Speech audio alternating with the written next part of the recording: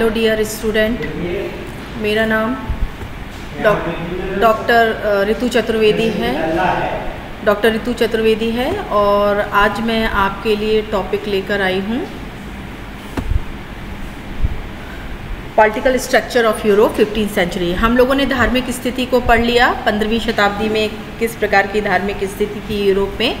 अब हम लोग जानने की कोशिश करेंगे कि 15वीं शताब्दी में यूरोप की राजनीतिक स्थिति क्या थी। देखिए, ये जो पेपर हम आप लोग को पढ़ा रहे हैं ये BA 5th सेमेस्टर का फर्स्ट पेपर है, नेशनलिज्म इन इंडिया। वो कंपलसरी पेपर है, वो सभी बच्चों को पढ़ना पड़ेगा। सेकंड पेपर 3 ऑप्शनल पेपर हैं, उसमें एक है यूरोपियन हिस्ट्री। तो जो भी बच्चे पढ़ना चाहें, ऑप्शनल के तौर पर इसको लेना चाहें तो इस पेपर को ले सकते हैं। 3 ऑप्शनल पेपर हैं आपके, तीनों में से कोई एक ऑप्शनल ले सकते हैं। मैंने यूरोप की हिस्ट्री पढ़ाने के लिए चुना है। तो वेयर इज़ लोकेटेड यूरोप, हमने आपको जब धर्म आपने पढ़ा तभी मैंने आपको ये भी बता दिया था कि यूरोप कहाँ लोकेटेड है, कहाँ स्थित है। तो दुनिया 7 महाद्वीपों में बटी हुई है। वो हिस्से जो ज़मीन के रूप में हैं उन्हें 7 महाद्वीप कहा जाता है। उत्तरी अमेरिका, दक्षिणी America, Africa, Europe, Asia, Australia और अंटार्कटिका। ठीक है ना। तो ये वो हिस्से हैं जहाँ ज़मीन के तौर पर ज़मीन है और जो है उनको बांट दिया गया है। तो ये है आपका यूरोप। इसके बारे में हम पॉलिटिकल स्ट्रक्चर, धार्मिक स्ट्रक्चर हम आपको पढ़ा चुके हैं कि किस प्रकार का यूरोप पे 15वीं शताब्दी से पहले धार्मिक स्ट्रक्चर था। अब हम जानने की कोशिश करेंगे कि 15वीं की शताब्दी से पहले यूरोप का आपका राजनीतिक ढांचा कैसा था, कैसा मतलब जो राजनीतिक स्थिति थी वो किस प्रकार की थी। मैप ऑफ यूरोप देख लीजिए, ये स्पेन है, ये पुर्तगाल है, ठीक है ना, और ये फ्रांस है, ये आयरलैंड है, ये नीदरलैंड है, ठीक है, ये जर्मन एम्पायर है। इसी के ऊपर वहाँ ब्रिटेन, ये नहीं, ये ब्रिटेन, लंदन, ये सब पड़ता है आपका। बीच में ये इंग्लिश चैनल है, ठीक है, ये समुद्र है, इंग्लिश चैनल है। ये पोलैंड है, ये रशिया पड़ जाता है, लिथुआनिया है, और ये कॉन्स्टेंटिनोपल। अभी जब आप आखिरी स्लाइडों में चल रहे होंगे तो ये बैजेंटाइन साम्राज्य की राजधानी है कॉन्स्टेंटिनोपल, ठीक है ना। ये यूरोप में ही आती है लेकिन इसका फिर बाद में पतन होगा। ये आपका स्वीडन है, ठीक है, तो ये इटली है आपकी, ठीक है। और कुछ इम्पोर्टेंट, ठीक है। तो इस तरीके से यूरोप का ये नक्शा है जो आप देख रहे हैं। तो ये याद रखिएगा, कॉन्स्टेंटिनोपल, और ये जर्मन एम्पायर, ठीक है, ये जर्मन एम्पायर है। ये फ्रांस है, ये स्पेन है, स्पेन के ठीक बगल में पुर्तगाल है। ये आपका आयरलैंड, वॉल्स, लंदन, ठीक है, ये ब्रिटेन वाला एरिया है। ये स्वीडन हो गया। ये रशिया है। रशिया जो है वो यूरोप और एशिया दोनों में पड़ता है। सामंतवाद का पतन और केंद्रीकरण। तो इस समय सामंतवाद बहुत ज़्यादा था यूरोप में। सामंतवाद क्या है इसके बारे में हम आपको डिटेल से आगे बताएंगे। सामंतवादी व्यवस्था जहां सत्ता छोटे छोटे सामंतों और स्थानीय सरदारों के हाथों में बटी हुई थी, धीरे धीरे कमज़ोर हो रही थी। 15वीं शताब्दी तक आते आते जो है जो सत्ता थी या जो अधिकार थे या जो कह लें पावर थी, वो छोटे छोटे स्थानीय सामंतों, सामंत का मतलब वो है जिनके पास ज़मीन होती थी, ज़मींदार टाइप के आप समझ सकते हैं, और स्थानों के हाथों में बटी हुई थी, जो धीरे धीरे अब कमज़ोर होती जा रही थी। अब ये सत्ता किसके हाथ में जाती जा रही थी? राजा के हाथ में। हमने जो पहले चैप्टर पढ़ा था उसमें ये देखा था कि रोमन कैथोलिक चर्च का बहुत बोलबाला था, लेकिन 15वीं शताब्दी तक आते आते रोमन कैथोलिक चर्च का प्रभाव कम होने लगा था और राजशक्ति का जो है उदय काफ़ी ज़्यादा होने लगा था। राजा अपनी शक्ति बढ़ा रहे थे और अधिक केंद्रीकृत सरकारें स्थापित कर रहे थे। पोप या रोमन कैथोलिक चर्च का प्रभाव अब जो है क्या हो रहा था, पोप और रोमन कैथोलिक चर्च का प्रभाव बहुत ज़्यादा था राजनीतिक, आर्थिक, धार्मिक क्षेत्र में, लेकिन अब राजाएं अपनी सत्ता स्थापित कर रहे थे। 100 साल के युद्ध देखिए यूरोप में 100 वर्षीय युद्ध हुआ। ये 100 साल का युद्ध फ्रांस और ब्रिटेन के बीच में हुआ। इससे भी सामंतों की शक्ति का पतन हुआ। और गुलाबों का युद्ध, देखिए गुलाब का युद्ध का मतलब ये नहीं है कि गुलाबों से युद्ध लड़े गए, लेकिन इंग्लैंड के 2 राजवंश थे, एक यार्क राजवंश और एक लंकास्टर राजवंश। ठीक है, उन दोनों का जो है प्रतीक चिन्ह था वो गुलाब था। लंकास्टर राजवंश का था लाल गुलाब और यार्क का था सफ़ेद गुलाब। तो इनके बीच में जब युद्ध हुआ तो सामंतवादी व्यवस्था यानी ज़मींदारी व्यवस्था का पतन हुआ और इन संघर्षों ने सामंतों को, सामंत मतलब जो कि बहुत ज़्यादा ज़मीनें जिनके पास होती थी, उनको कमज़ोर किया और राजाओं को मजबूत होने का अवसर दिया। अब हम लोग जान लेते हैं सामंतवाद क्या है, उसके बारे में आपको पूरी जानकारी देते हैं, ऐसे नहीं बात बन पाएगी। आपको पता होना चाहिए कि सामंतवाद क्या है। सामंतवाद का परिचय। सामंतवाद मध्यकालीन यूरोप, जो आप समय पढ़ रहे हैं 14वीं-15वीं शताब्दी, उसी के समय की बात हो रही है। मध्यकालीन यूरोप की राजनीतिक आर्थिक व्यवस्था थी। मतलब राजनीति में भी सामंतवाद हावी थे और आर्थिक व्यवस्था में भी सामंतवाद हावी थे। सामंतवाद का मतलब ये हुआ कि जिनके पास ज़मीनें थी, जायदाद थी और जो राजा के लिए समय समय पर अपनी सेना भी भेजते थे, वो सामंत, बड़े बड़े सामंत हुआ करते थे। इनमें राजा नाम मात्र का शासक होता था। राजा जो था, किंग जो था, नाम मात्र का होता था। मतलब सिर्फ ठीक है कठपुतली राजा बैठा दिया गया है और असली शक्ति किसके हाथों में होती थी? सामंतों के हाथों में। असली शक्ति वहाँ के सामंतों, जिनको कि लॉर्ड्स भी कहा जाता था, के हाथों में होती थी। किसानों और काश्तकारों, किसान जो सामंत होते थे, जमींदार होते थे, उनकी ज़मीन पर किसानी करते थे, फसल उगाते थे, उनको किसान कहा गया। और काश्तकार छोटा मोटा काम करने वालों को सुरक्षा के बदले ज़मीन पर काम करना पड़ता था। ये कहा जाता था कि हम आपको सुरक्षा देंगे, आपको डकैत लूट नहीं पाएंगे या और कोई आपको परेशान नहीं कर पाएगा, लेकिन शर्त ये होगी कि इसके बदले में आपको हमारी ज़मीन पर काम करना पड़ेगा। ये कौन कहता था? ये सामंत लोग जो होते थे वह कहते थे किसानों से कि आप हमें हमारी ज़मीन पर काम कीजिए, उसके बदले में हम आपको सुरक्षा देंगे। समाज 3 वर्गों में बटा था, पादरी वर्ग, योद्धा वर्ग और कृषक वर्ग। तो 14वीं शताब्दी की जो बात हो रही है या अर्ली 15th सेंचुरी की जो बात हो रही है, इसमें जो समाज था, ठीक है ना, वो ईसाई समाज था, वो सबसे ऊपर इसमें पादरी वर्ग आता था, फिर योद्धा वर्ग आता था। योद्धा वर्ग मतलब जो युद्ध करते थे। आपको मालूम ही है कि उस समय धर्म युद्ध भी चल रहे थे, क्रूसेड चल रहे थे, ठीक है। तो जो योद्धा वर्ग होता था वो सेकंड पोजीशन पर था।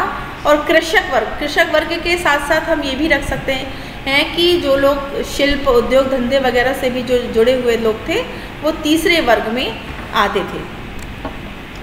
सामंतवाद का पतन हुआ 14वीं शताब्दी में। क्या कारण था सामंतवाद के पतन के?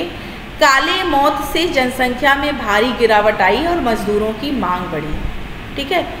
तो काले मौत क्या है? Black death. आप अपने यहाँ एक बार आप लोगों ने कभी सुना हो प्लेग, अपने पूर्वजों से सुनिएगा, प्लेग की महामारी ये चूहे से होती थी। चूहा किस कलर का? काले रंग का होता है, ठीक है ना। तो चूहे से प्लेग की जो बीमारी हुई, ठीक है, उसमें 1/3 पॉपुलेशन यानी 3 में से 1 लोग खत्म हो गए। कहाँ के? 3 में से 1 लोग जनसंख्या में खत्म हो गए। अगर 3 लोग थे तो 1 व्यक्ति काले मौत से खत्म हो गया, ठीक है। तो इससे क्या हुई? जनसंख्या, बहुत ज़्यादा लोग मर गए और मरने के कारण जनसंख्या में भारी, अब लोग काफ़ी ज़्यादा मृत्यु हो गई। तो मृत्यु हो गई तो मज़दूरों की मांग, जो खेतों में काम करने वाले मज़दूर थे, उनकी मांग बढ़ गई।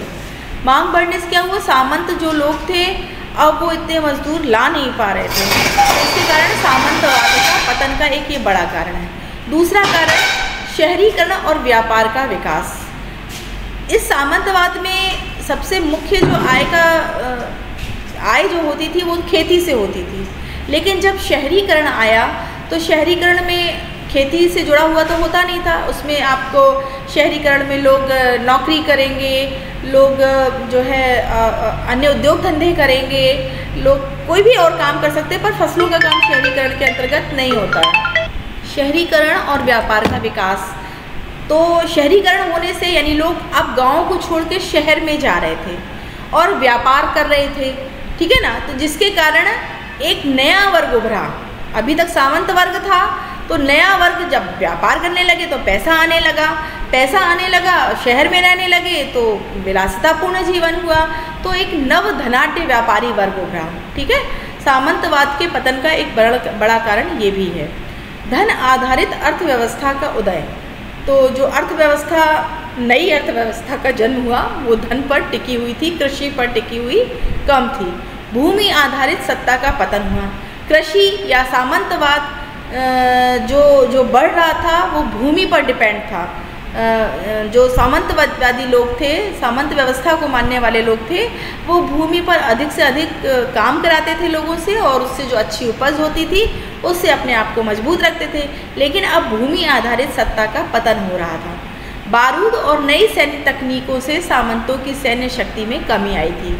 नए नए आविष्कार हो रहे थे, बारूद बन रहा था, नई सैन्य तकनीकें आ रही थी, यानी कि अलग अलग से लड़ने के लिए तकनीक का पैदा हो रही थी। जैसे सामंत क्या थे, पहले अपनी सेना भेजते थे राजाओं के पास, तो जो है राजा की तरफ से वो सेना लड़ती थी या राजा के साथ वो सेना लड़ती थी। लेकिन अब नई तकनीकें आ गई, बारूद बन गया और नई सैन्य तकनीकें आ गई, तो जिससे राजा सामंतों से उनकी सेना कम लेने लगे, तो सैन्य शक्ति में कमी आई। केंद्रीय राज्य सत्ता को कर वसूलने और स्थायी सेना बनाने का अवसर मिला। केंद्रीय राज्य सत्ता का मतलब राजा से है। राजा क्या होता है, केंद्र, एक मतलब जब राजशाही मजबूत होने लगी यहाँ पर यूरोप में, तो राजा सर्वोपरि होने लगा, ठीक है। यानी केंद्र में कौन रहेगा, राजा रहेगा, और पूरा देश उसके अधीन काम करेगा, चाहे वो सामंत हो चाहे कोई भी हो, उसके अंडर में काम करेंगे। तो केंद्रीय राज्य सत्ता को कर वसूलने, यानी राजा को मान लीजिए आप सीधे को कर वसूलने और स्थायी सेना बनाने का अवसर मिला। अब सामंतों की सेना कमज़ोर होने लगी थी क्योंकि बारूद और नई सैन्य तकनीकें आ गई थी, तो अब राजा अपनी स्थायी सेना बनाने लगा था। केंद्रीकरण की प्रक्रिया। केंद्रीकरण मतलब क्या है, जहाँ राजा का राज्य सर्वोपरि है, ठीक है ना।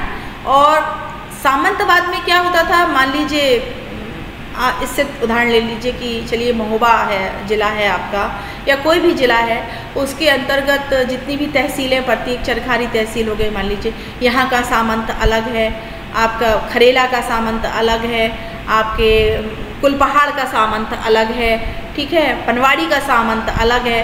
तो सत्ता किसी एक के हाथ में नहीं थी। अब इसमें इस समय पे केंद्रीकरण, यानी सत्ता किसके हाथ में हो, जो महोबा का राजा हो, ठीक है, जो राजा हो, किंग हो, चाहे वो चरखारी में किंग रहता हो, चाहे वो महोबा में किंग रहता हो, चाहे वो कुलपहाड़ का में किंग रहता हो, उसके अंडर में सब जो है काम करेंगे। तो केंद्रीकरण की प्रक्रिया शुरू हो गई थी। राष्ट्र राज्यों की अवधारणा का आरंभ होने लगा था। राष्ट्र राज्य का मतलब है कि ये जो पूरा जर्मनी है ये एक राष्ट्र है, पोलैंड जो है पूरा एक राष्ट्र है, ठीक है ना। राज्य जो है इनके अंदर है वो राष्ट्र के अंदर है, ठीक है ना। ये इटली है, ये पूरा राष्ट्र है, और इस राष्ट्र के अंदर राज्य हैं, नेपल्स है, सिसिली है, सार्डिनिया है, जो भी है वो इसके अंदर राज्य हैं। तो राष्ट्र राज्यों की अवधारणा का आरंभ हुआ था। इंग्लैंड कहाँ है, ये है। फ्रांस ये है। स्पेन में शक्तिशाली राजाओं का उदय हुआ। स्पेन कहाँ है, ये है, ठीक है। तो इधर पे क्या हुआ है, इन राज्यों में, इन राष्ट्रों में राजतंत्र का विकास होता जा रहा। अभी तक हम क्या देख रहे थे कि रोमन कैथोलिक चर्च का प्रभाव बहुत ज़्यादा था, पोप का प्रभाव बहुत ज़्यादा था। लेकिन अब धीरे धीरे इन जो राज्य थे, ये फ्रांस, स्पेन और इंग्लैंड, ठीक है, इंग्लैंड, इन्होंने कहा कि नहीं भाई, अब हमारे यहाँ राजा का शासन रहेगा, एक केंद्रीय शासन रहेगा, राजा हमारा श्रेष्ठ रहेगा, उसके पास जो है फिर जो भी सामंत होंगे उसके अंडर होंगे। राजा सामंतों के अंडर नहीं होगा, सामंत राजा के अंडर में रहेंगे। न्याय, कर और प्रशासन पर राजा का नियंत्रण बढ़ने लगा। तो 15वीं शताब्दी तक आते आते न्याय करना, कर लेना यानी टैक्स लेना, और प्रशासन संभालना ये राजा के नियंत्रण के अधिकार में बढ़ने लगा था। पूरी तरीके से नहीं आया था, लेकिन बढ़ने लगा था। चर्च की सत्ता भी राजसत्ता के अधीन होने लगी। अब आपने पहले जो चैप्टर पढ़ा उसमें आपने ये पढ़ा कि चर्च सर्वोपरि था, चर्च जो है सर्वोपरि था और राजा उसके अंडर में आता था। ठीक है, सबसे सर्वोपरि चर्च। लेकिन अब धीरे धीरे चर्च की सत्ता भी राजसत्ता के अधीन होने लगी थी, यानी चर्च अब का डिमोशन होने लगा था, क्योंकि लोगों को, हमने आपको बताया था कि लोगों को अब एहसास होने लगा था जब क्रूसेड हुआ कि क्रूसेड हो रहा है तो मतलब चर्च हमारी कोई मदद नहीं कर सकता। धर्म युद्ध में बार बार ईसाइयों की हार हो रही थी, तो यानी कि पोप का या रोमन कैथोलिक चर्च का कोई ऐसा योगदान नहीं है कि वो जिता सके, ऐसा कोई आशीर्वाद नहीं है उनके पास कि वो हमको जिता सके, हमको मतलब ईसाई धर्म को जिता सके। स्थायी नौकरशाही और केंद्रीकृत सेना का विकास। इस समय एक ब्यूरोक्रेसी, नौकरशाही, जो लोग राजा के लिए काम करते थे, ठीक है ना, नीति बनाना, मंत्री हो गए, सेनापति हो गया, और आपका और कौन हुआ, आपका कोई भी अधिकारी, कोई भी ब्यूरोक्रेट जो राजा के लिए होता था वो स्थायी होने लगा। मतलब राजा के बाद भी वही व्यक्ति रहता था। ठीक है, और केंद्रीकृत सेना का विकास हुआ, यानी सेना किसकी होती थी, राजा की होती थी। राजा के पास केंद्र में एक सेना रहने लगी थी।